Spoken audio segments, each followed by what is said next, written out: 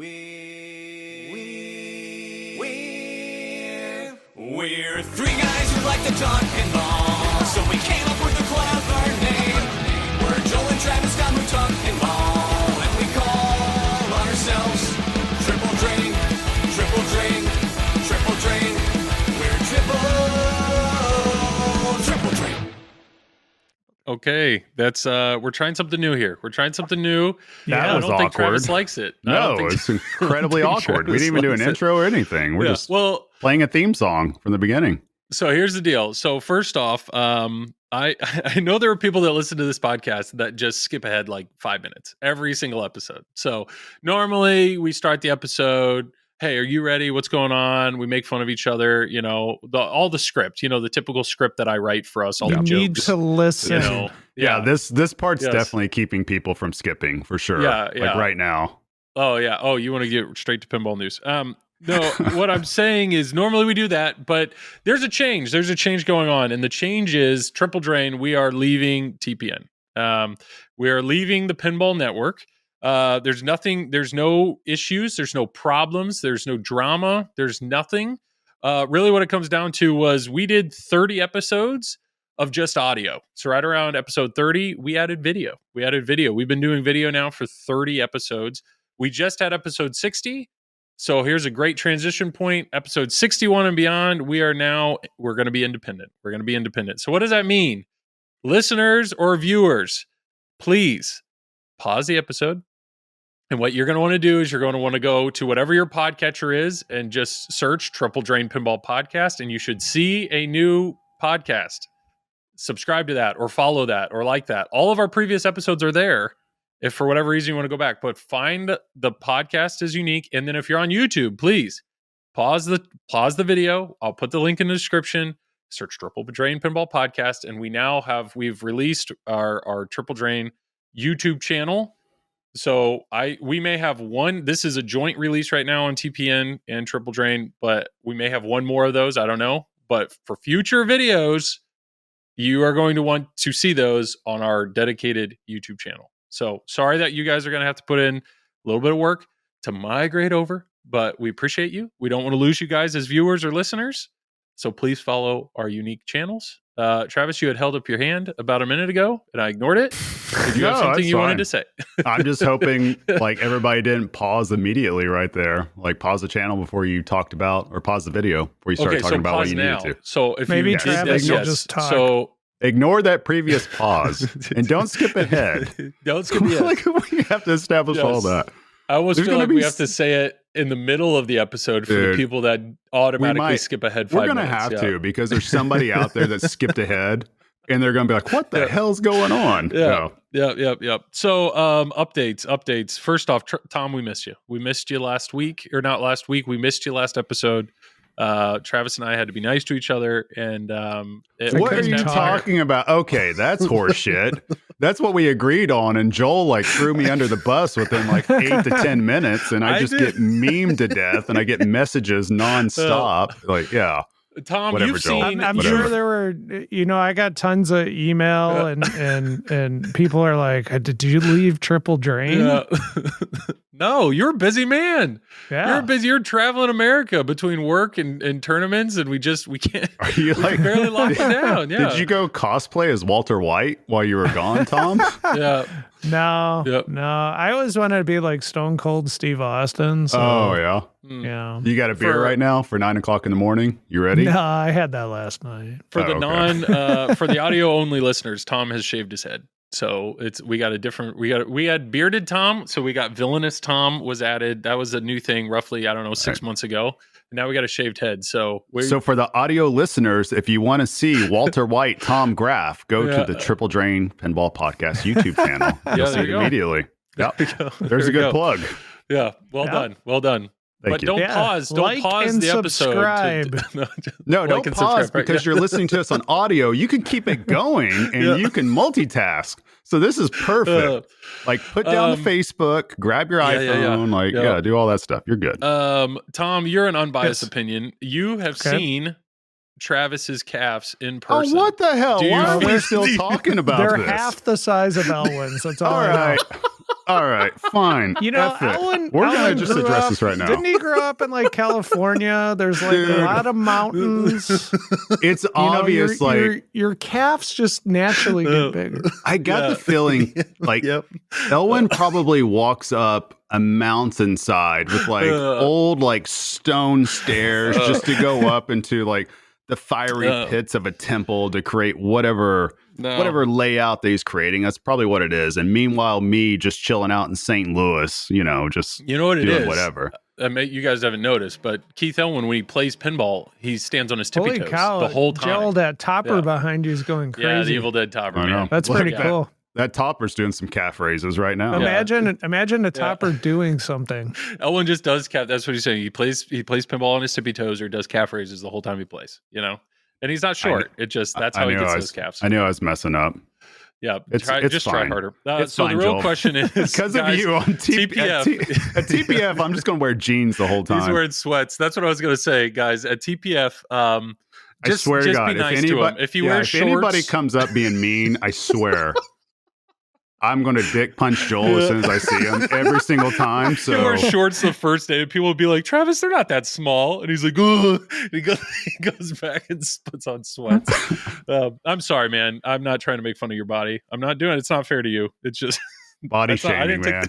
Body shaming. It's 2025. Yep, You can't do this, Joel. You're going to get canceled right now. Okay, let's talk. Let's talk about TPF, Texas Pinball Festival. So we always want to record an episode before TPF. TPF. No, we gotta talk about Twippies first. You said that. You're right. Twippies. I want to talk about Twippies because there was two of us here that was nominated, and one of us just getting made fun of the whole time. And obviously, I just got made fun of. So you two knuckleheads. How did you get made fun of? I didn't make fun of you. Who made fun of you? What? Just because Monica makes fun of you every day We doesn't felt mean it's more our fault. sorry for you than anything No, else. I'm just being gaslighted. You just spent the past 5 minutes talking about my legs again. Oh, I thought something would. No, okay. Yeah. Oh, yes. no, I'm not talking about that. I don't care about being nominated and all that, except for like everybody that didn't nominate me. I already told them they're all dead to me. So the other ones were fine. But no, you guys did semi well.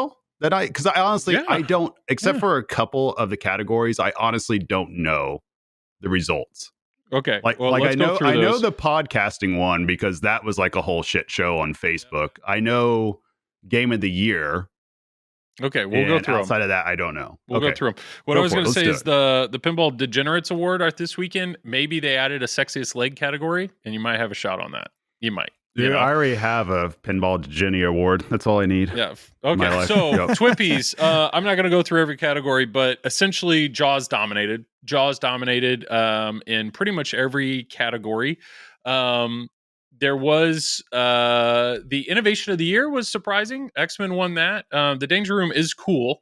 I know that was one that did surprise me. That Flip Lock or Jaws, I think the 8-bit mode. I think Jaws was nominated for 2 innovations the year. But good on X-Men for winning that Innovation of the Year. Another big upset was Jaws won LCD. That's the first time that Jersey Jack hasn't won LCD. Usually Jersey Jack has won like best LCD and animations literally every year. They dominate that. And then, overall, it was a good showing. It was a good showing for Jaws. When it comes to creators, huge thank you to the people that voted. Flipping out, we got second for best video, and Tom, Fox Cities Pinball, got third. So we, out of the 3 of us, 2 of us are top 3 video creators in pinball. I'll just leave it at that. There's no need to say anything more, right? So I thank you. Thank you for anybody that voted for me. Tom, do you want to thank your unless I was shocked I got nominated in the top 3, which was awesome. I mean, thank you. Yes, and so they combined streaming and video creator into one category this year. So Carrie Hardy won best video creator. And then when it came to best content creator, best overall content creator, Flipping Out Pinball Stream, we got third. Carrie Hardy won that, and then it was the winner for second was it was like Pirate Princess Jess or something. It's somebody I don't know. I don't know them. So I'll have to look up their content. But yeah, anybody that voted on flipping out there, appreciate that. Triple Drain, when it came to podcasts, we got sixth. So appreciate everybody working hard enough. Everybody that voted on us there. We got to put in the hours. That's what we got to do. Yeah. All right, guys. Saturday morning shows, Sunday night shows, Monday night shows, Thursday night shows. No. Pay-per-view event at the end of the month. No, according to some. Tom's OnlyFans is coming over as well. We're going to do that. No, according to some people, the only way now to win Best Podcast is you have to own and operate an arcade and then get every one of your people to vote for you, right? Isn't that the only way that somebody can win? What have I been telling you guys for the past 4 years? For the past 4 years, I've told you two knuckleheads that all it takes is just one company, one business to really want to win, and they will win. Like no matter what. If Stern really wanted to win everything, they would. You would just do a marketing campaign. If Jersey Jack really wanted to win a category, they could just do some marketing. If we wanted to do it, we could just do a shit ton of marketing. Like, there's nothing that prevents that from happening. What? Travis's audio just cut in and out there a few times. Did. I don't know if that's going to make it. We'll see if that makes it to the final. Yeah. He was. Here's the deal. You went like guys, this. Yeah. Behind the Doesn't curtains, matter. I had a little technical difficulties before. Tom had some technical difficulties before. Travis was over here being all cocky. Oh, the only one of us that wasn't nominated for a video Twippy didn't have audio issues today. So I did. Let's see. Let's see. 45 minutes. Oh my God. No, we're saying all this in jest. We're saying all this in sarcasm. Honestly, Kale and Rachel with Electric Bat Arcade, those are two of the nicest people in pinball. I have nothing but the utmost respect for them. The fact that they've made pinball literally their life and their livelihood, they deserve all the credit and love and appreciation that they get. So the fact that Electric Bat Arcade won Best Podcast, huge thumbs up, round of applause for them. They deserve it. That doesn't shock me at all because they have so many supporters and they work their asses off 7 days a week, doing a location. So and it's one of the top locations in the entire world. Like there's nothing shocking that they're getting the fruits of their labor now. But also their podcast, they are delivering a little bit. We'll see. Oh my gosh. What I'm saying, this is what I'll say. So Electric Bat Arcade, the fact that they actually release a lot of data that a lot of other podcasts don't, because they can talk about games on route, what's doing well, what's not doing well, what mechs are working. I mean, they just have a very interesting perspective compared to a lot of other podcasts out there, ours included, which is just our personal opinions and thoughts on pinball. So, a huge respect to them. What I'm going to do at this moment is I'm actually going to pause the recording to make sure that Travis's stuff doesn't keep breaking. So just a sec. So is this fine? So everything's great. Everything's great. Everything's perfect. Good? We are good. We don't know. Hit the button. For all the listeners, thanks for bearing with us. I don't know how much of that I'm going to cut, or I don't know how I'm going to edit that all together. But basically, what Travis discovered was somehow his computer was running on Wi-Fi because his kids unplugged his Ethernet cable. So, but here we go. We're back. So lesson is never have children that don't tell you what they're doing around your gaming stuff. Yes. Okay. So where were we? Were we on Twippies or TPF? I think we're good with Twippies. I think we're good on that. Okay, TPF, you did want to plug Thursday night, Thursday night before the Twippies. Go ahead and plug away, Travis. Karaoke. Yeah, I got to bring up the thing. So while he's bringing that up, there's a karaoke night. If any of the listeners want to join, go ahead, Travis. I'm totally ready. If we're on the YouTube, Joel, edit this in, put it up. In front of us. If you can put up a picture of me and my body, you can definitely put up a picture of this poster. Anyway, so it's a karaoke party. I will put up a picture. I'm not going to promise it's the picture you want. Damn it. Okay. So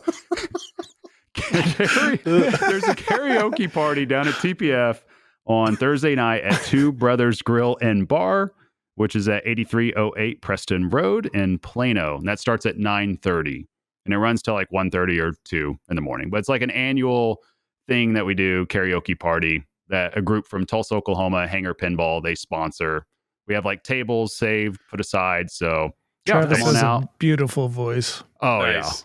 Nice. I absolutely crush it. But it was a good time last year. There was like maybe 45, 50 of us there, I think, last year. And it's usually a full packed place too. So it's a lot of fun. So if you're going to karaoke and you're going to TPF Thursday night, do that. Yeah. Even if Can't you're wait not to going to embarrass sing. myself doing it. Yeah, It'll there be you perfect. go. Tom Yeah. will be there. Joel, though, Joel's I ditched won't. us. I'm not flying until Friday morning. So It's fine. Really? But even if you don't sing, like still, you can come on out. You're not forced to sing. You can just hang out with us, chill out, have a drink, have fun, talk pinball, all that. Okay. All right. Thank you, Joel. I appreciate it.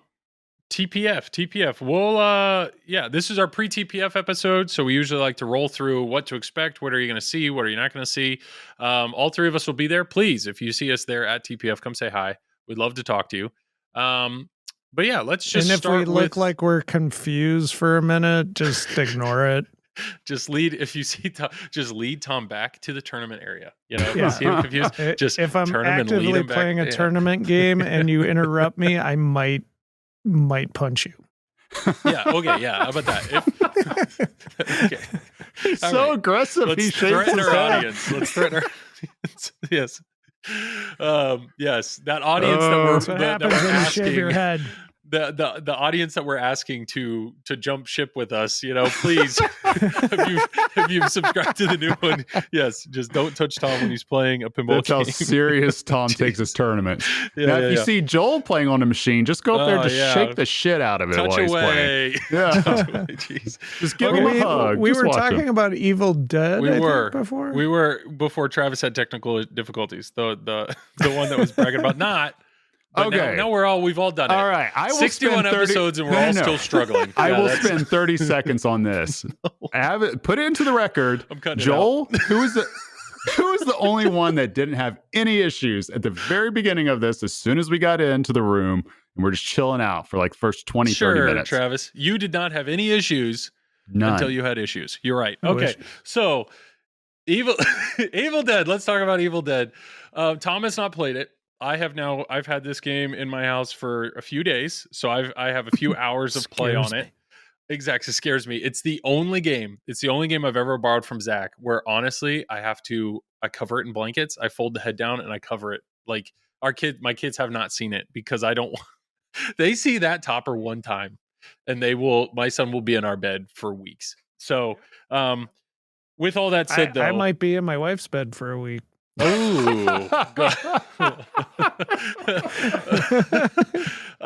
With all that said, the game is Franchi crushed it. Like the art on the game looks so beautiful in person. It looks and the topper is obscene in person. It's if you're looking on the video, once again the video on our YouTube channel, if you do look, you will see that this game is a few inches higher than the other ones. There was an issue. Nothing was flipping out. There was an issue with the delivery of another game. There was a missing leg, so they gave one of the Evil Dead legs. In the meantime, once again, nothing was flipping out there. So they made it right. So when this game appeared to me, it only had 3 legs, and we got creative. So we put 4 stern legs on it just so I could stream the game. So this game is currently on 4 stern legs, which is why it's higher. It's a wide body, so it just feels like an XL game in all areas. It's taller and it's Could you wider. imagine you unbox the game and you're like, There's "Fuck, 3. Yeah. There's only 3 legs. What do I Yes. do?" But Travis, stuff happens. You know this. You work for a pinball distributor. Stuff happens. Honestly, happened. here's what Yeah. I would do. I would run out, buy a bar stool, and just put it in the back of the Well, game. I get it. I understand. Put the They 2 wanna play the legs game. on.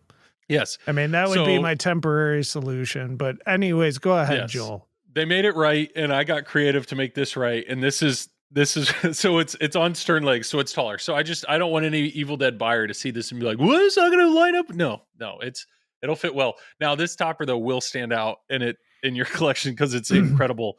My wife also put 2 bobby pins in the hair for me because the hair was like all down in front of the face, and I was like, Nicole, can you like put her hair back.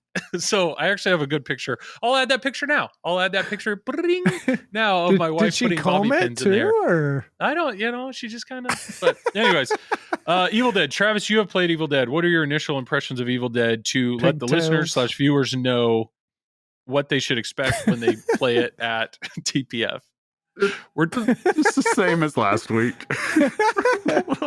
I'm sorry, I can't. Yeah, I can't right now. Between legs and bobby pins and I know Tom being in bed with his wife for a week. I mean, we're kind of all over the place right now. Threatening our listeners to punch him in the face. Welcome to Triple Drain, everybody. Hey, this is I share my fantasies with everybody.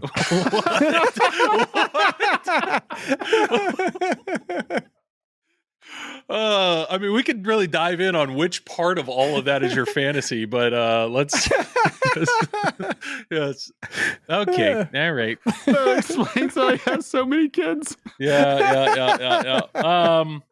Okay. What I will say, Joel's getting so let's stay on topic. No, I just Evil I Dead. don't even know what to do at this point. We've so this Evil episode. Dead- I would say the episode's viewers. gone off the rails, but the episode. I don't know if the episode even started on the rails. It's because it's Friday. I know. Then Like, we've all had technical issues. We thank mixed God up it's our Friday. intro.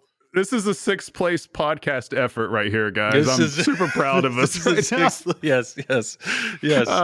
So, what was your question, Joel? My asked initial you thoughts. if you want to share more thoughts on Evil Dead before I do. You're welcome to at this point. No, I mean, I just played a couple of games on it. It's fine. It was fun. It was a pinball machine. Evil Dead 1, Evil Dead 2. I mean, Okay. I think it's one of their more interesting games they've come out with. I'm more interested in this than Texas Chainsaw Massacre, than Looney Tunes. Sorry, I'm still trying to keep it together. You're good, Tom. Yeah, so that's it. Yeah, that's all That's I got. great. That's a solid review. I will say I want to play it more at TPF. I want to play with you guys. I want to play it down there with, Bug or Luke by there. So that way, kind of like when they explained out Texas Chainsaw Massacre to us that one year, Joel, that way we can kind of get super helpful. Yeah, that way we can get more explanations, because I'm genuinely curious. It's horror. It's interesting because I watch a lot of it like on my downtime as movies, like always have since I was a kid. So I'm fascinated by it as a pinball machine, because obviously, it's a very niche thing of a niche thing that they've carved out. So I'm always interested to see how that can be integrated in. And Evil Dead is just such an interesting franchise, because I personally don't really like the first 2 movies. I've seen them several times, because I just, for whatever reason, I've just been in different situations to see it. But the third one, Army of Darkness, I really like that one. I really enjoy. But it's interesting because when you look at Evil Dead, if you watch the movie, if you've never watched it, you'll watch it. You'll be like, how the F can this be a pinball machine? Like, how do you even begin? I think that's the feeling everybody gets. So the fact that they figured it out, it seems like they figured it out, is like, to me, that speaks volumes about what they have going on there. Now, it may not be somebody's cup of tea if they're not into horror or into having, that type of topper in their basement, because they got to cover it up all the time like Joel does. But, there's obviously a group of people out there that thoroughly enjoy that. So that's good that they're able to create a product that serves that particular niche or that particular customer base. I agree. There's what I will say with Evil Dead. I've only seen the first one. I actually watched it earlier this week. I need to watch the second one before I stream it next week. But if you're a fan of Evil Dead, you will. They did the property justice. Like they have, it's all there. The audio clips, the video clips, the art is on point. And then honestly, the way it's set up, you have 4 modes that are based off of the first movie. You have 4 modes that are based off the second movie, and the modes are awesome. They're story-based modes. Like, you are playing out a scene, you're playing out something that happened in the movie. So you're not living in the world of Evil Dead. Like, no, you're experiencing the situations that the people faced. I was very curious how horror was going to work in pinball, but honestly, one of the modes, you're being chased by evil, and you have to, at one point, you have to hit a bunch of shots, and then you have to hide. So you can hide in any of the areas that you can lock a ball, so the cellar or under the ramp, and then like the machine goes dark, and so you're focusing on the LCD where like Ash is like peeking out, and then there's like a jump effect. So it's like they really brought a lot of the theme. There's some of the modes there's this hacker up, I think hack 'em up or hacker up mode where you're hitting red shots, and it's the scene where the guy's using the axe to chop up this zombie like lady, and every time you hit a red shot, the knocker's going off. So like, not only do you see it on the screen, but the audio package is fantastic. You're hearing the chopping and the screaming. The screen, the game itself is crazy lighting effects, and then you have this knocker going off, making this knocking sound while you're hacking away. So long story short, just because I'm going to play this game a lot more, my brother and I had a blast playing this week. We're a sucker. I understand the three of us view pinball very differently. And I know you guys typically view games with the tournament mentality. You guys want to find a path. You want to find a repeatable, reliable way to points. So I understand that even D&D, we've had a lot of conversations about D&D of like, Travis has been tackling D&D in a different way than I do. Not all the time. I know you're doing because I know at home you do wizard modes, but I know you got to remember, Joel, you're thinking of my own personal thing. I also have to actively think of it from an end consumer point, and the most end consumers are not tournament players. So like, I have to shut that off whenever I'm actually like formulating, okay, what is this game? Yeah. What does it mean? What does it do? What are the sounds? Like, that's truly how I judge it. Like, points or whatever, like, that's cool and all. But honestly, what we all have to do, we all want to make a certain amount of progress in the game, right? Some people want to get to a wizard mode. Some people just want to light a certain mode. Some people just want to play multi-ball, right? It's at different levels. Yeah. So I think that's truly like kind of the way that you look at it. But no, I agree. I think all three of us look at it from the standpoint of what is our priority when enjoying pinball. Sure. So for some people, it's absolutely blowing up a machine. For others, it's just trying to keep the ball above the flippers. Yes. And I know, to me, I love pinball moments. I love the mini wizard modes are the unique experience with the game, something on the game that just stands out. And obviously, and then I want those moments. I want to be able to share those moments with friends and family or anybody else that step up to the game. So that's why I like, on a Godzilla, that my nephew of 8 years old can hit the building and see the building fall down, and he can experience that moment. But yet there's stuff in a game like Godzilla that's way deeper that are fun, enjoyable pinball moments for all three of us at all three of our different levels. What I will say with Evil Dead is this game is full of moments. There are so many mechs in the game, and they have different modes and different multi-balls that all highlight different mechs. And so I think my only complaint with the game right now is to see a lot or experience some of these mechs like the lower playfield. Right now, to get to the lower playfield, there's only a few modes that get you there. And the process of starting a mode is you have to hit a ramp and then hit under a ramp, which is easy. But to select your mode, it's somewhat random. You have to hit a captive ball to scroll through your mode. So it's like for the average Joe, if my wife came down and I wanted her to experience the lower playfield, we're kind of rolling the dice to see if we're lucky enough that she happens to get that mode to experience the lower playfield. So there's little stuff like that I'm curious how the game's going to progress. But as of right now, it seems like a very fleshed out game. All the modes are in the game. And we had an absolute blast playing it for 2 hours, and we're looking forward to playing it more. So if you have an Evil Dead on order, I honestly think you're going to enjoy this game. You're going to enjoy the game, and I highly recommend anybody at TPF to play it. Very unique layout. Tom, are you going to play it? It's great. We can get you away from the tournament room. Okay, cool. Just so I make sure you don't have to punch anybody to get to it or anything. That's all. If you're in line and I'm waiting too long, I might punch you. So, but we'll just transition into TPF. I mean, that's essentially Spooky. Spooky Pinball is going to be down there. They're going to have Evil Dead there. I think they're bringing 10 or 11 of them. So there's going to be a bunch. So try to hop on them. What I will say, if you don't know what's going on, to start a mode, you're going to hit a white shot, and then you're going to hit under the right ramp. That's how you start your mode. Other than that, it communicates pretty well. What you need to do and how to do it to play the game. So big thumbs up. Make sure you make time to play Evil Dead. Let's transition to Stern. Stern Pinball, I'm assuming, will be mostly showing off Dungeons and Dragons. Probably Metallica, because Metallica, I would assume Metallica, Dungeons and Dragons, X-Men, Jaws will probably be there, Wick. There's going to be a bunch of games, but I would assume Dungeons and Dragons is going to be the main game they're going to be highlighting or having people play. There has been new code since I've played it last, but there's still most of the games there. There's still 2 final wizard modes that aren't in it, and 1 dungeon mode that I know of. But yeah, nothing crazy to report. I mean, maybe you guys have played it more than I have in the last 2-3 weeks, but anything else to report? Any new findings? Any new thoughts on D&D? Well, Tom, I haven't really heard your thoughts on D&D. What are I haven't played it that much, to be honest, just because I've been gone so much.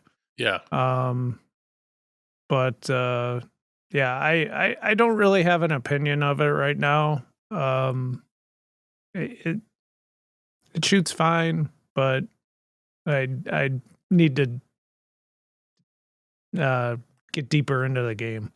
Yeah, I think that's fair. I know Travis has made plenty of content. Have you played it much yet, Tom? Like, how many games do you have on it so far? Like, literally, I played like 5 or 10 games. Oh, I streamed it one night, and that's really all I had time for. Did you stream it on location, or do you have one at your house? Oh, it's right behind him. I just saw he's got the cube. That blue. That's I a blue can't even cube see right it. there. Yeah, your guy's screen's so small I couldn't see it. Oh, okay. Well, crap. What are you doing talking to us? You should be playing pinball. I know. Yeah. I've had other things going on too, but as far as he's a busy man. Were you at a tournament recently? I was at a tournament. I ran a tournament. Well, I helped run a tournament. It wasn't me, obviously, but the Whopper Chopper. Is that what you're talking about? Yeah, the Whopper Chopper was awesome.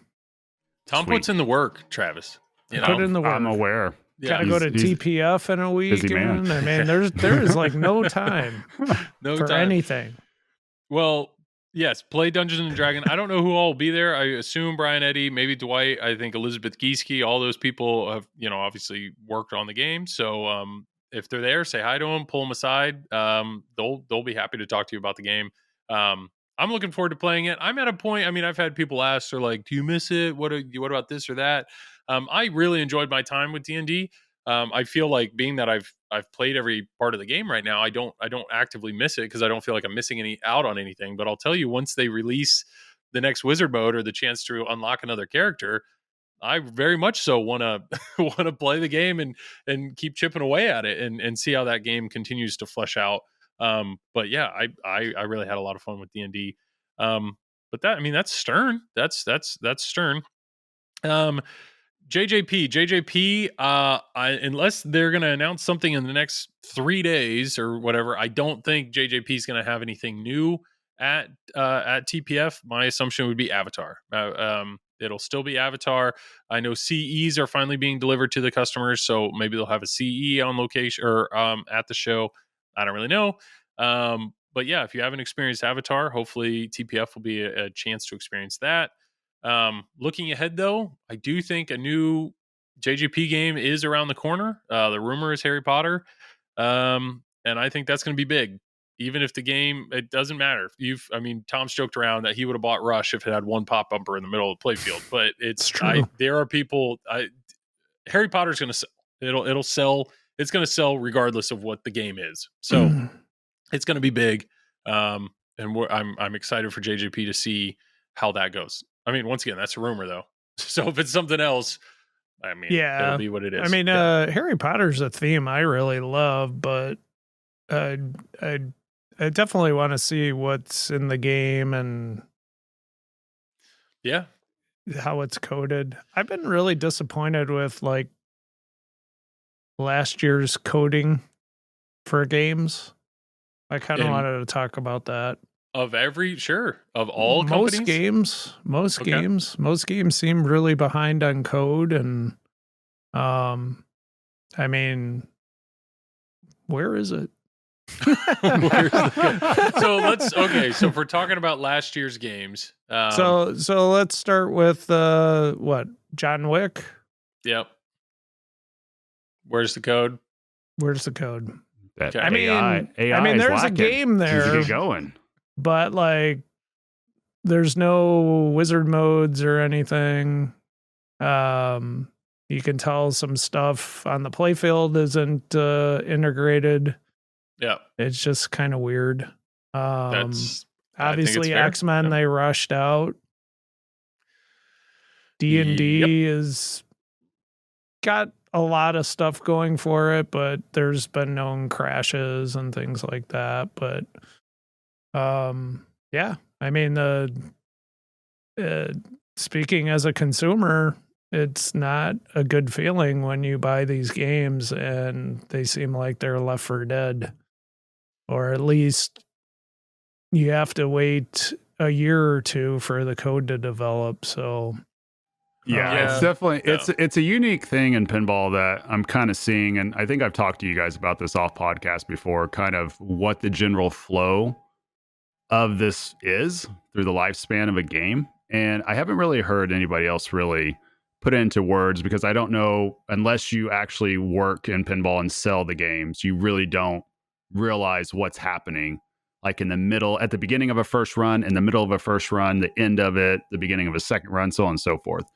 But what I've noticed a lot, there is a lot of pushback there coming from people that want to see rules or call outs or just any type of software based feature a little bit further along than what it is out of box.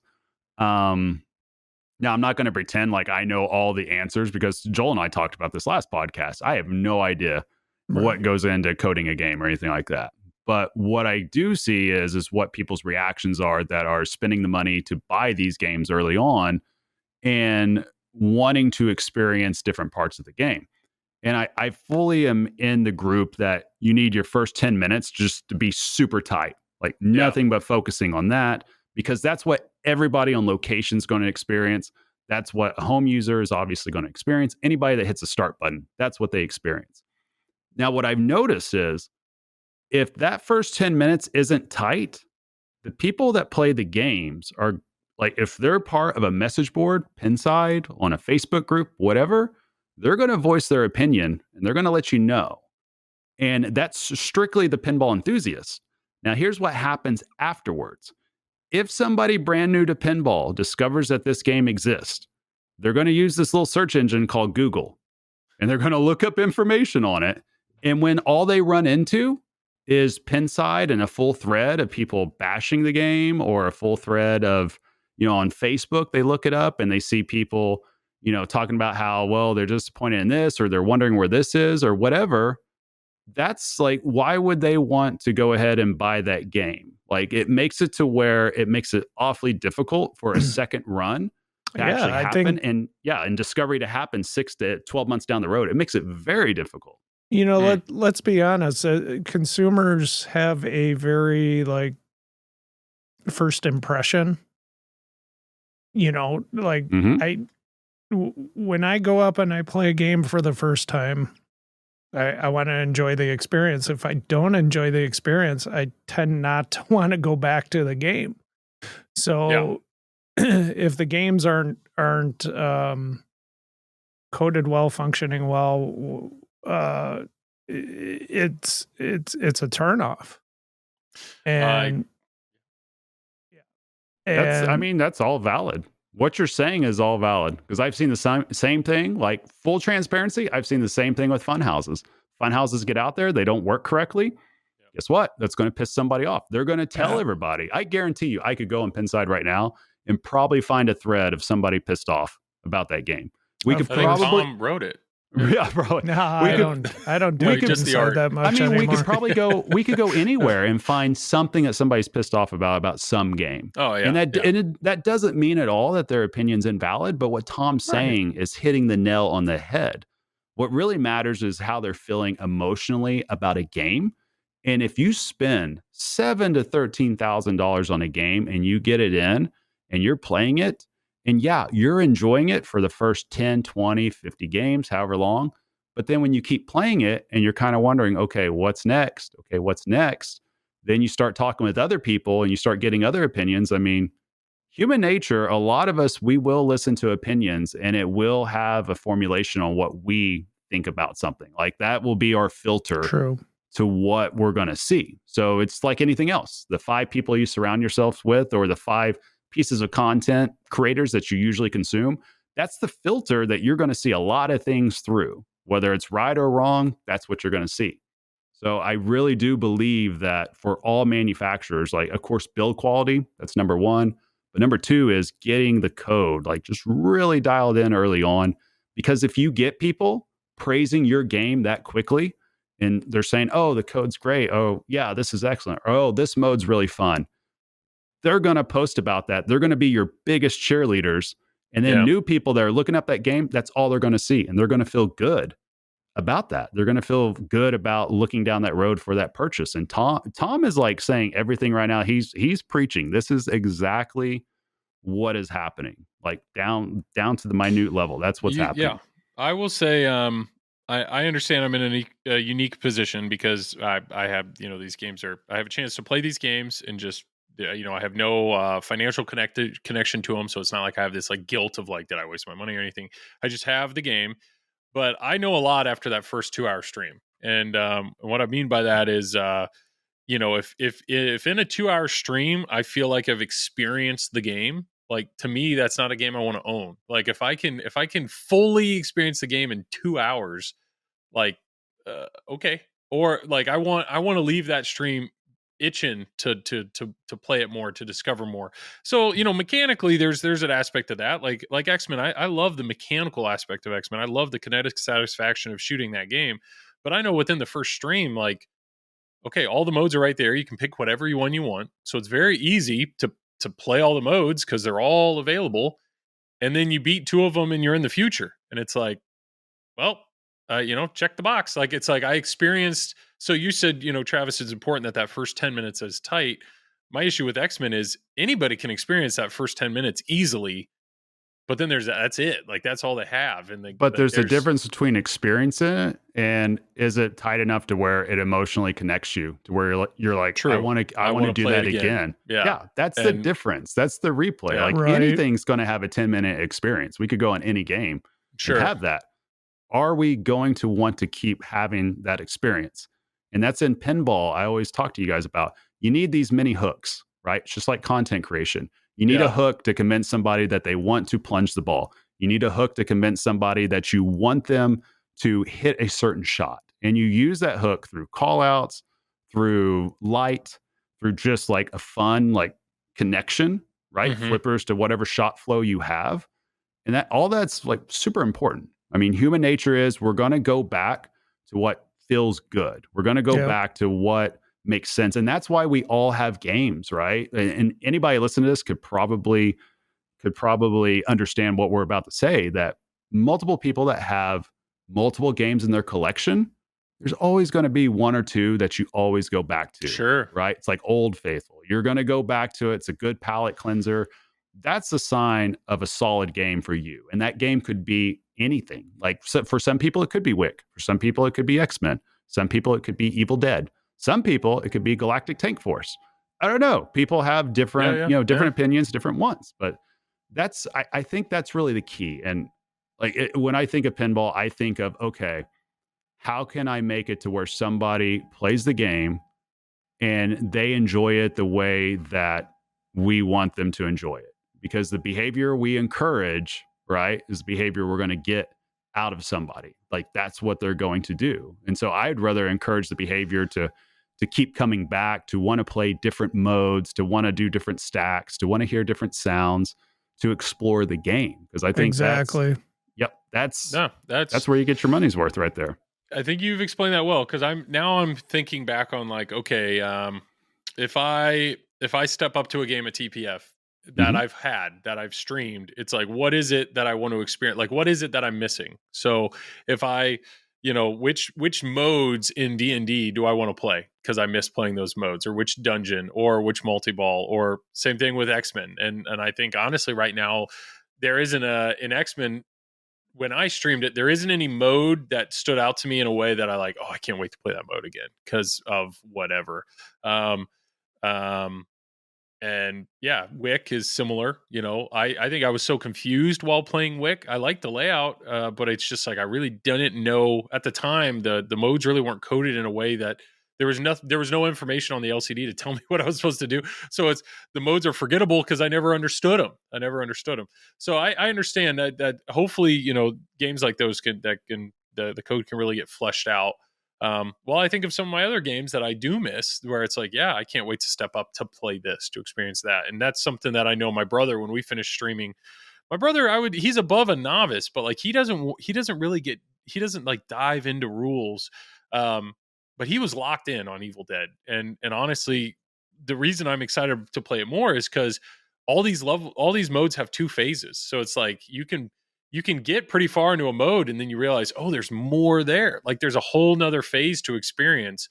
So some of these modes have already stood out to me, and it's the beginning phase. Like I want to dive back in to experience the full mode. Now I fully trust the two of you guys are good enough players. You could, when you guys probably play this at TPF, you'll probably beat the whole mode. You'll beat every phase. But yeah, you want that hook. You're saying, yeah, which games have really hooked me? Pinball moment or modes or something of like, why am I pushing the start button again? Why do I want to play this again? Yeah, well, go deeper. Yeah. And I think too, where people tend to kind of go sideways on it is they get so enamored with a mech, right? And a mech can be cool. It can be a central part of a pinball machine, but how does that gel with everything else that you're trying to achieve in that game? What's the fusion of it with the light show, with a sound, with a rule? Otherwise, it's just a mech that just moves or catches the ball. But yeah, that looks cool. But we could also go see that at our local science museum doing something like that, right? You have to add everything else into it. Sure. Yeah, it's got to make sense for the game. Yes. And the flow of the game and the story or whatever you want to call it. Yeah, you can't just arbitrarily put mechs in a game and think it's going to be great. It doesn't necessarily make a game great. Yeah. It's only great, Tom, and you guys remember this because we were all novices once. It's only great to the people that are basically within their first 6 months of pinball, or they're super brand new, never seen it before, because it's the first time they've ever seen it. They're like, oh, this is really cool. But then when you start understanding how you can control the flippers, there's different rules, there's different manufacturers, there's different layouts, then that novelty tends to wear off a little bit. And then you look at the additional layers on top of it. And that's kind of the key. Like we could probably all let's do this because I want to include you two in on this. Like what's the one game like in the past 5 years that you guys could think of that did have like a really cool mech to it? Like any game to where you're like, oh, that's really cool. That was super enjoyable. I want to keep doing that. Just anything, any manufacturer past 5 years. You said 5 years. We could say ever if you want to. We could say ever. Well, the two, there's, if I really thought about it, there's probably better answers, but I know just like playing Jaws, I really enjoy, I really love the flip lock mech. And I love the upper playfield, getting to the upper playfield and trying to do it. Like that's something that never got old.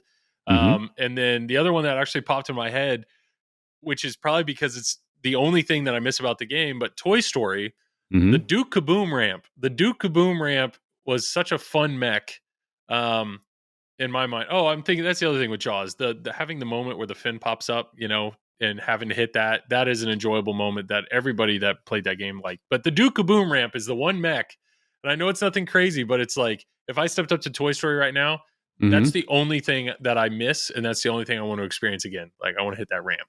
Right.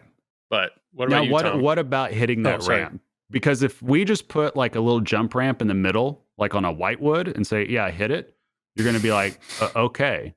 But like what else attached to that made you feel like, okay, I want to keep doing this? Well, like, what else is there? It's not always there. And so it's only for particular modes. You got to hit a particular shot and you get one shot at it. So if you miss it, it's an experience. You miss, it's like, crap, I gotta hit the shot. Oh, here's my chance. Boom. And there's buildup. Same thing with the fin on Jaws. Like that fin's not always up. It's not just a stand-up target. It's moving. It's a moment. Take your shot. Try to hit it. Yeah. That right there is a prime example because you're emotionally invested to completing it. That's the key. Yeah. The game can get you to do that through any way that the mech moves, through any sound that you have, through any reward that you have for doing it. That's like the key. That's the full package. Right, sure. Tom, what's yours? I was just going to say the fin on Jaws. Yeah. Okay, and prime example here. Besides just hitting the fin, Tom, like what else is associated with that? Like, what do you do in order to even bring the fin up? Well, you start a multi-ball or like complete your encounter jackpot. I mean, that's like, once that comes up, like you play Scars and you're hitting all the shots and all of a sudden that fin pops up. You just want to nail it, you know? Yep. And there you go. And it pops up red. You kind of, you see things change a little bit. The visual cues, the sound cues, like when the multi-ball progression starts and it's like, kill it, shoot it now, like that's an exciting moment in pinball right there. Yeah, exactly. And that's like truly like once you unlock this part in your brain, and for the listeners out there, viewers, like think about that one mech like you really, really like, and think about it outside the box of it's not just because of what the mech is, it's the things that add on to it, the surrounding atmosphere. And that's really where you get the winners right there. Like that's what stands out so much more than everything else. And when the lights, the sound, the rules around that can be excellent, then that makes like the tight game, right? Yeah. So, absolutely. So when we look at, we could take X-Men, for instance, right? Like, why is it not jiving with some people? Like, why do people not like the X-Men hand or the Sentinel hand just like crashing down the ramp and the ball just like shooting down the middle or, whatever? Like, what about that isn't appealing to people? Because it's not rewarding when you hit a shot and a ramp breaks and the ball goes down the drain, your ball ends. Yeah, it hurts you more than helps you. Yeah. Yep. Yeah, I know I've said that before. But it's just a frustrating thing. Like I made a shot. Oh, it just killed me. Yeah. And there you that's go. Not cool.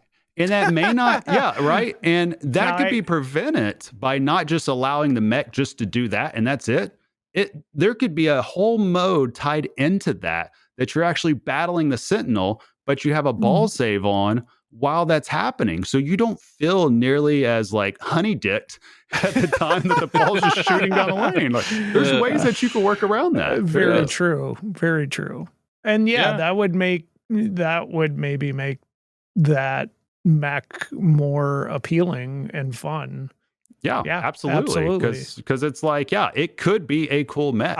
Obviously, Jack I'm put it on the battling game. a Sentinel. Yes, obviously Jack put that in for it to be cool. Like, right? That's why it's there. Now it just needs to be implemented. Like, there's too much time in that game. If you play it, it feels like obviously it's not random. There is indications, but for 95% of the people, it's going to be random. Like they're not going to see the visual cue or the audio cue. They won't see the light on the hand. Yeah, right. They won't know.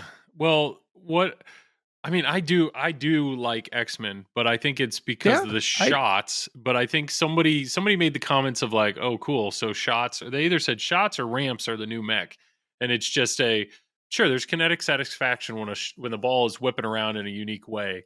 But I understand what you're saying that if the mechs in the game aren't special, if they don't make a moment, if they don't bring you in, if it's just there, if it's just a bash toy that's always there, you can bash it whenever you want. All right, prime example here, Joel. Oh, I'm ready. The spinner on Evil Dead. What do you think about it?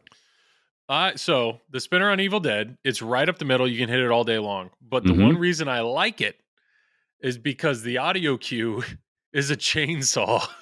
So when you hit it, it's like it makes you smile. It makes you laugh. There you go. Every time. Something so simplistic. Yeah. Right? Yeah. You can really draw it out. AIQ does that also with the spinner on the left, the Hulk spinner where the gamma spins. Yep. That right there. Yes. And that's like the whole package coming together. Gamma ray. When the gamma ray goes off, it's like, I got to hit this thing. Like every team out there is capable of doing this. Every single team out there is capable of doing it. It's just a matter of taking what is usually in every pinball machine, right? Could be a pop bumper, could be a sling, could be something like, okay, D&D, like Elizabeth coming up with the stealth slings, like that's something unique. A sling is on every single game. And now it's like, okay, I don't want to hit it because I want to, not alert the guards, or I could be like Tom and I want to punch the shit out of it. So I'm just going to hit the slings anyways. And I'm going to go for it. So that's a good point. She made a mech she made that mode make a mech. You're right. The slings are in every game. It's so nobody ever considers that a mech to like talk about or be excited about. Right. That made it exciting. They made it exciting. Yeah, that's a really good point. Iron Maiden did the same thing with the second Tomb Award when the slings become worth like 250,000 or something Super like that. Slings or something like that. Yeah. So now you're like, oh, I want to get Mummy Multi-Ball or Trooper with this. So and put 2 or 3x so I can keep something going. That's what really meshes things together. It makes it feel really good to even just do the simple things. Like that's the key. I think that would be a fun activity to do is to sit down with, look at each individual pinball machine and let's break down, every mech, whether it's spinner, drop target, stand up target, anything. And it's like, is that piece of hardware at some point bringing like a value or like bringing an experience to this game? That's game theory 101, game building 101. Like I truly feel like if I was designing a game, which I'm not, I have no idea how to. I'm just telling you my mindset to it. Maybe you guys have the same mindset. Maybe I have a different one. If I'm building a game, I want a reason for everything to exist in that.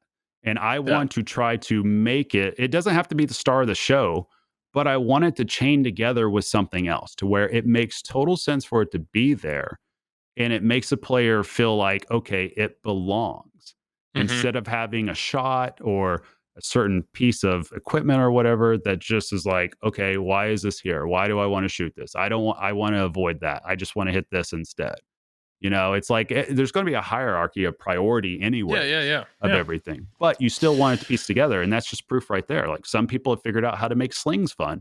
Some people have figured out how to make pop bumpers fun, like Godzilla, the saucer, right? Yeah. That you hit that pop bumper. It starts a freaking multi-ball, Rick and Morty figured it out, like on the Spooky game, right? That was interesting. Or even I was gonna like TNA. TNA has one pop bumper, but the fact that the light show goes nuts and the shaker motor goes off every time you hit it, it makes it it's that mini moment of just like it scares you.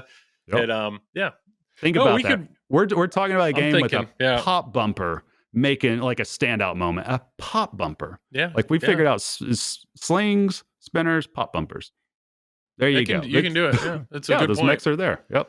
That's a. Thank you for coming to my TED Talk. Yeah, that's a good TED Talk. Yeah. So sorry, everybody, I started that, but Tom was right. Actually, Travis and Joel made me feel better. So no, I think Tom, I think you hit the nail on the head. There's a lot of people feeling that way, and rightfully so. And I mean, it's like anything else. I think everybody in the pinball industry wishes that they could bring out a game that's like 100% polished, 100% done. Well, obviously, I understand that, the games aren't going to come out 100%, but it just seems like some of these games are just forgotten. Yeah, you're just saying you want the meat medium rare when it comes out. You don't want it rare. Yeah, that's all you're saying. Yeah. It's tough. I understand that's tough, especially, with like Stern. They're still on 3 cornerstones a year. Rumor is they're going to throw in a remake as well. I mean, they're trying to put out a lot of product. And I actually had that thought. I'm not just here to talk up Evil Dead, but it's like there's a difference when you have a company like Spooky or a company like Barrels of Fun where the entire company is focused on one project for a year and a half. And I understand Stern has design teams, so that design team has one project for 15 months, maybe, a year and a half. But there's just something about when it's like when an entire company can put everything they have into one and focus in on one game. That's why I was super impressed when Labyrinth came out. The game was essentially complete. But yet the team was actively participating in streams and adapting and adjusting the code based off of how they're seeing people play. And then I'm seeing that with Evil Dead. Like Evil Dead, sure, I don't think the Final Wizard mode's in the game, but like it feels like a very fleshed out game. And I know Bug and Luke and others are actively watching the game and reacting and tweaking. So I'm excited to play Evil Dead. I want to check it out for sure. You did use the right phrase though, and that's the key. A game can be completely unfinished as long as it feels like there's something there. And when you feel like there's something there, then the game's on the right path. It's when a player doesn't feel that something is there. Because if you don't feel like it's there, you're going to tell everybody about it. Right. But if you feel like something's there, you're going to tell everybody about that too. And it kind of gives coverage, for the future updates and future tweaking and all that. Yeah. Well, we need to keep moving. I know. Let's keep Joel, moving. We killed a us lot of moving. time. We killed a lot of TPF, time baby. doing all of our tech issues. What I was gonna one of the big reveals, and I don't have 100% confirmation on this, but there's a very good chance that Multimorphic will have their next game at TPF. Which they've is had a new rumored game. to be Portal, correct? That's the rumor. The That's rumor the is rumor. Portal. They have announced that Brad Albright is the artist. They've announced Nice. that, and then they also announced, I think it's Ian Heroin. Harrower.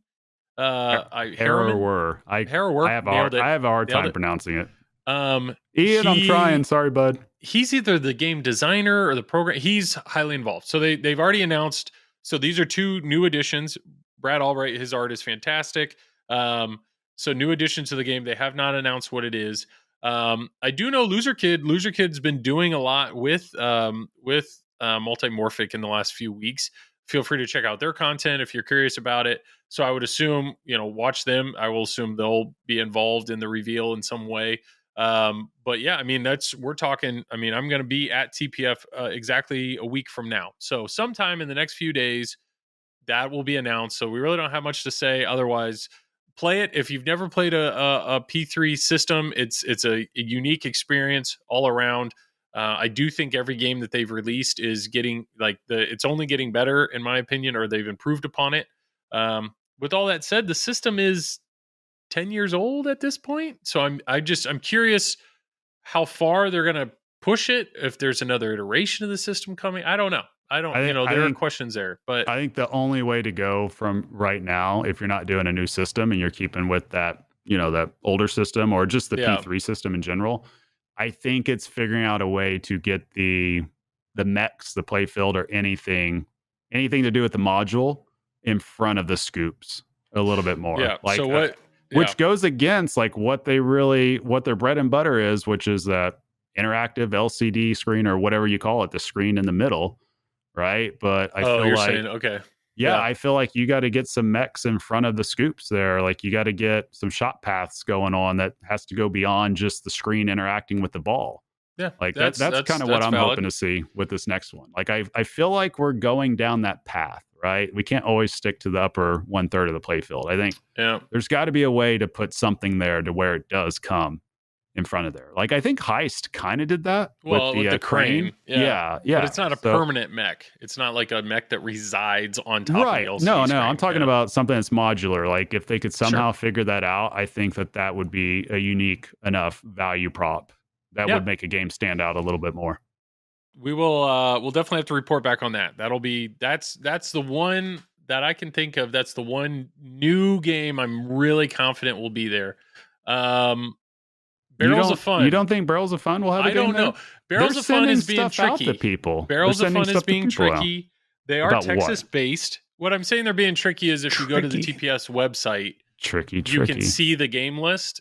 And right now the game list for Barrels of Fun is question marks. So I think it's highly probable that Barrels of Fun's next game will be there. Somebody told me the rumor is Dune or something else. There were two things they said. I've heard Dune and Goonies. Dune and Goonies. The rumored titles. I have no comment, but I have no idea. But I don't know. Those are the rumors I heard. I personally am a fan of let the Dune, rumors fly. But we will see. Yeah. We will see what happens. Either way, March 21st, Joel. They're doing a seminar at 7 to 8. So so why would you be doing something on Labyrinth that's been around already for a year and a half? Let's lock it in then. I'm just saying, Barrels of Fun, baby. Barrels of Fun should have something new. But yeah, I'm just saying there's question marks, there's all that. But yeah, the Dune and Goonie stuff, that's interesting. Yeah, I don't know. I genuinely don't know. I just know personally I was thoroughly impressed with Labyrinth when we streamed it and had it here, and the game came out the gate very fleshed out, well done. And I know it's David Van Ness and the rest of that company. I mean, I was really impressed with Labyrinth all around. So whatever the next release is, I think we're going to be in for a good time. Let me ask you this, so I don't give away anything. What's going to be your reaction if it's not Dune or not Goonies? Like, whatever. would you be happy about that, or you'd be like, No, Depends on what the like, theme I'm is. interested. I'm just wondering, are you guys all in that it has to be Goonies or it has to be Dune? Like, you're no, like, because this those is your themes rush or really whatever. don't do anything for me. Like Okay. my son would go crazy if it was Dune. But Okay. like to me those themes just don't hit home with me. So Dune. now if it was Rush, no, just kidding. Yeah, they're gonna redo Rush. He needs another Rush game. Dune for me, I loved the movies. So it's like if they had movie aspects, but really they have to have the sound. They have to have the sound. Joel. I remember. Man. So that to me, it's like if it was Dune, there's so many. Well, they need this, this, and this, and if they don't have those, then yes, I would be let down. But if it's not Dune, that's fine. I came away from Labyrinth as a theme is not a theme that I love or particularly care for, but I loved everything else about the game. I thought the game itself was really fun. My brother talks about Labyrinth all the time, wishes we had the game. So I've just always been excited for whatever Barrels of Fun's next game is. The first one was so good. I have confidence the second one's going to be a blast. So I'm very open-ended on, whatever the theme is, I'm excited. I'm excited to see what it is. So that's essentially the only two that we are really aware of that will be presenting a new game. Yeah. Or we don't know for sure Barrels of Fun, possibly just based on looking at the website. Speculation. Right. Multimorphic, we're just guessing because they usually do that every TPF. Like last year was Princess Bride. So yeah. It's a lot different than a couple of years ago. You guys remember the insanity of like, what was it, 2023 with like Foo, Pulp, 7 games. It was Godfather. I think it was Godfather, Pulp Fiction, Foo Fighters, Scooby-Doo. Scooby-Doo. Yeah. We've said JJP. We're not expecting anything new. Stern is going to be a lot of D&D. Spooky, we've talked about Evil Dead. Multimorphic should have something. Barrels of Fun should probably have something. American Pinball at this point, I don't think they're going to show anything new. I don't even know where they're at as a company. I don't even know if they're going to have a booth. I don't know what's going on. Haggis is dead. You don't realize what they're doing right now? American Pinball, they changed into I think like a manufacturer now, like they're making a contract manufacturer. Yeah. CGC has announced on their website. It shows on their website. It says Cactus Canyon with Saloon Mech. So this is this has been the rumored / somewhat shown new addition to Cactus Canyon remake, which is behind me. That they're adding saloon doors in front of Bart. And there's like 1 or 2 other little things. So if that's the case, hopefully the goal of having them at TPF is to have people play the heck out of them for 3 days.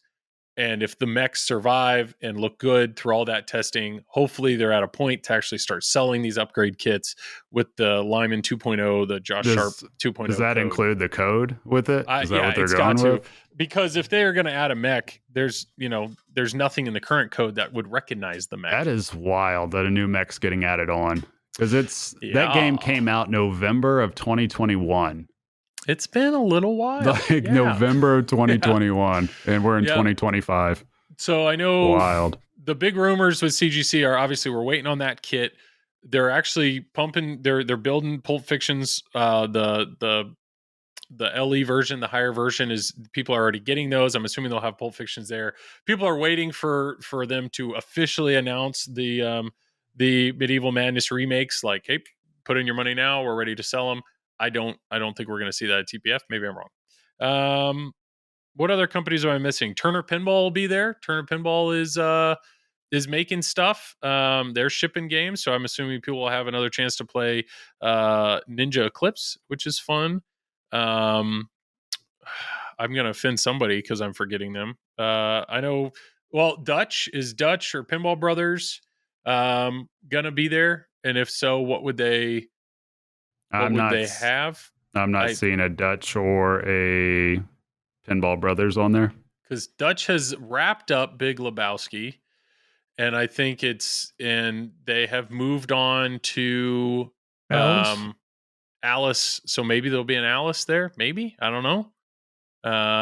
You think that that other smaller Alice pin, like the little the little mini one's gonna be there? The The Kickstarter one. Yeah, the one with the mini know. ball and I don't think there were. I don't know. the pop I don't bumpers think that so. make the air balls go and all that. Yeah. You don't think so?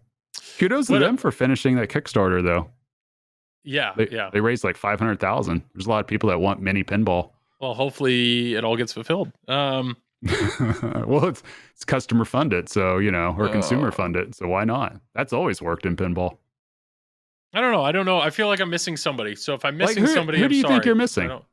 I don't know. It's Yeah. always the I've kind of rolled through the big ones. On the exhibitor list, American Pinball is on there, but on the actual seminars and all that, I'm not seeing them. But I do see that Stephen Bowden's going to be doing a X-Men rules seminar with Mike Vinacore, so he's like presenting a Stern game. So I don't know if this exhibitor list is updated. If American Pinball's actually going to be there, I don't think American has any employees that would present at this point. Yeah, I'm not sure. I don't know. Maybe we'll get surprised and it'll be a new pinball. You've already that said just reveals, Chicago Gaming. I'll go through it for you. You said Chicago Gaming, Jersey Jack. They're going to be there. Multimorphic.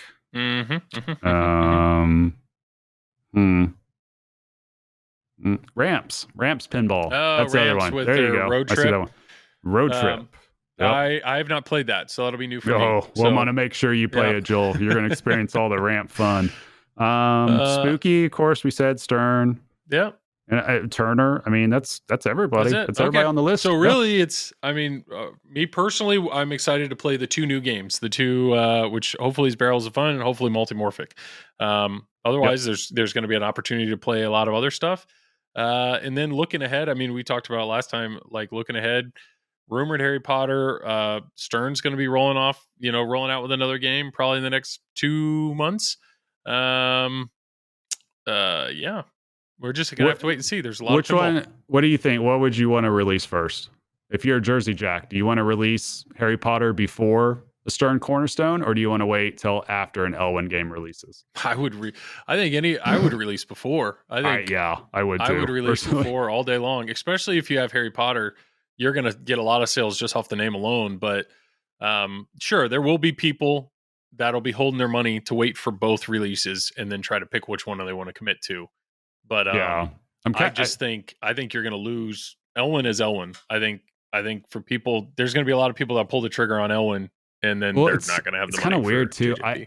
I truly wonder if somebody announced their game before the next Stern, like whether or not the pinball enthusiast crowd would be kind of frozen up just to wait anyway. So maybe that leads to like other people wanting just to wait out Stern. It could be like a game of cat and mouse. Like, can you imagine that standoff? Like everybody's like, are you going to announce first? Or are you going to wait? Like, how's this going to go? It's a great point. I don't know. Luckily though, we have two big hitters. Like if it's Harry Potter is going to be big regardless of what the game is. And then Elwyn is Elwyn. Elwyn, it's going to be big. So it's luckily I would feel a lot worse if it was, Harry Potter versus some new designer at Stern that's never released anything. You're like, good luck. Nah, if you're Stern, you're rooting for Jersey Jack to hit it out of the park. Like you want Harry Potter to be great. And the reason why is because that will just draw new people into pinball. And Stern has the biggest active catalog there is. So why would they not want that? Yeah, once you get one. That is something I've been seeing that more and more. Obviously, Travis, you know that. Well, you guys have been in the hobby a long time. That your friend group and people you hang out with, you've seen their collections go from like what's pinball to all of a sudden they have 10. But even in my local friend group, it's like there was a guy that I think he got a golden tee, and then now he's like 3 pins in. It's just like. Everything after that, I keep hearing his name more and more of. Oh, he's interested in that. It's like, dang, he's really he's all in. People go down the rabbit hole. My last shill for Evil Dead is now that my friend group knows that I have this game. I had a husband and wife come over. Derek and Jenny came over yesterday during the day, and then my other buddy Chris came over during the day to play this, and all three of them left like. We're gonna have to buy this. You have friends that visit you in the middle of the day on a weekday. Yeah, I work from He home. works from home. I work from home. Do you guys just like all get in your golf carts and just drive to each No. other's house? Is that what it is? One's This a is like this one's golf a cart doctor, private chat. One's a Oh. doctor, and he does weird hours, and then There we go. the other- There we go, Tom. yeah, he just happens to have like his shift. He always has one of the weekdays Does off. he have Imagine being a spinners on doctor. his? Yeah, I imagine Nobody that. came over. There was nobody who came Does over. he have in a golf spinners cart. on his golf They came cart? over- No, No? no. Does he have like a boombox or like a sound LEDs system? on the golf cart. Yeah, I that'd don't. be I don't like think they underneath have, lights, I don't like think they Fast and have Furious golf cart. carts. But what I was saying, bullshit, Joel. You sent me pictures of your golf cart the other day. I know this. I have a golf cart. Yeah. Yeah. We putz around the neighborhood all the time. Me and the dog. It's great. No, I was just saying. I was really impressed with their Let's go. yeah, their initial impressions were they were blown away by it. But all right, I think that's it. TPF. Besides that, eat barbecue. Talk to everybody there. Everybody that there is passionate and loves pinball. So say hi. Make some friends. And if you see any of us or any of the other content creators you like, feel free to say hi. There are people from the industry there. You know, there's a chance that if you're standing in line playing a game, one of the employees may have been the designer of that game that's standing right next to you. So, you know, be social, engage with others, and you're probably going to make some friends and meet some really, really cool people. But yeah, I love TPF. It's going to be nice. It'll be warm. Should be a really good time. So I'm looking forward to that. Besides that, we can probably start wrapping it up. Was there anything else you guys wanted to talk about or mention? We could give a quick shout out to Raymond Davidson for winning Pin Masters this past weekend. And then what else happened here? Zoller won the Zoller whole won thing. nationals. Yeah, Jason Yep. Zoller. Yep. And then Tom won 7th place. Oh yeah. Tom won 7th place yeah, at Tuesday. What is it? Flipper Frenzy. So Yeah, big that was set. awesome, Tom. He's got the Thanks. plaque to prove it. Yeah. It was awesome. No, Pin Masters was a lot of fun to watch, though. If you guys haven't watched it yet, and you're into tournament pinball, go back and I guess it's still on Twitch with Backhand Pinball. Tom, is that who it's with? Yes. I think Backhand Okay, yeah, pinball. So go check that Did an out. excellent job. Yeah, Streaming no, all it- weekend. Well, especially Saturday night. The Saturday night stream was awesome because it was you, Tom, and Bowden on Yep, commentary. and Ron Hallett Jr. too. Well, he showed up eventually, yes. But I think it Right. was just you two for the portion I listened to. And that was by far one of the most entertaining / informative commentary boosts I've heard. Because it made Thank you. Colin's game on Sea Witch that much more fun. Just what was happening and everything. So it's I fully believe that was like a clinic in showing commentary that's digestible for people. Because I mean, I've told you this before, Tom and Joel, I don't know, Joel, if you watch tournament streams or not, but He doesn't. it drives me. sometimes. It just we're all amateurs when it comes to that, but it drives me up a wall when a player just does nothing but talk about themselves, or a commentator does nothing but talk about themselves, or they critique everything, or just nonstop, or they're using derogatory words towards them. I'm just I get it. You want to give some critiques, but there's just a tactful way to do it that Right. makes it fun and engaging and not just cringe inducing. And Tom, you guys nailed it. There's plenty of teams out there that do it, but I just want to definitely commend you for Thanks. how that went. You guys had a good flow in what was Yeah, happening. I So that did. was a lot of fun. Steve's awesome at commentary, and I just fill in. He makes it easy. Let's put it that way. You both I was having genuinely fun. That was right. That's what I mean. know, You both genuinely felt like you guys were having fun. we That was the were- difference. We You were having fun, and Yeah. commentating on the action, and it's just it's easy. It's easy. Awesome. You just gotta See, gotta Joel? love it. Yeah. And No, I Joel's know. done it before. I love Joel it. did it at Expo. Joel does it. Yeah. I love it. Hopefully I'll have a chance to do it some more at TPF. Are we supposed to do it at TPF, Joel? I think Jamie had reached out to me and he said he wants to get us on Oh. the schedule. So Oh, Final he didn't four. reach out to Just- me.